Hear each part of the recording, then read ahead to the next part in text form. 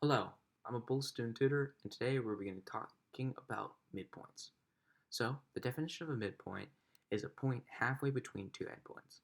Here on this small line graph over here, we have two endpoints, 4 and 8, and in between the two of them is 6.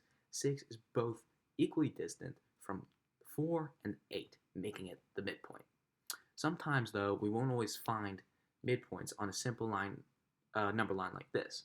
Sometimes we'll find them on graphs like this.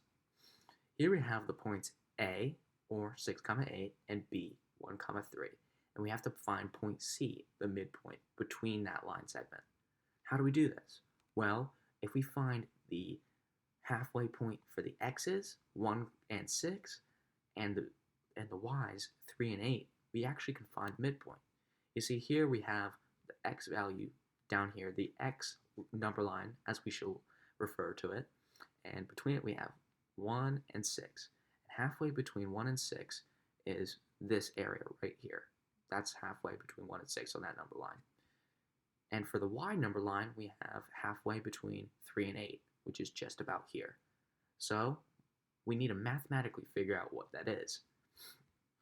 Because if you take that y value and that x value, they only intersect at the C point here.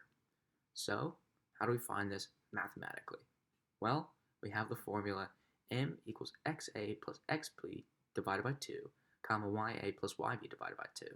For this situation, we simply plug in the x for the a point and the x for the b point, and we divide it by 2, and we do the same for the y.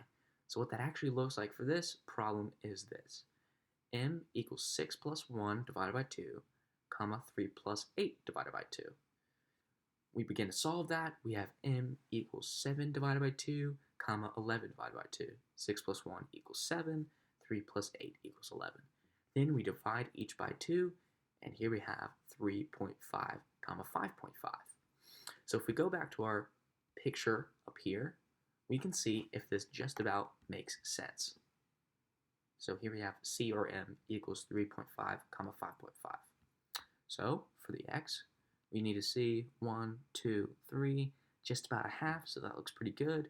Then for the y, we have 1, 2, 3, 4, 5 and a half up here. So this looks pretty good. Both our photo and our math agrees with each other, which means we have found the midpoint. And I hope that you can use some of this information from this problem and this definition in your future math endeavors. And I thank you all for watching.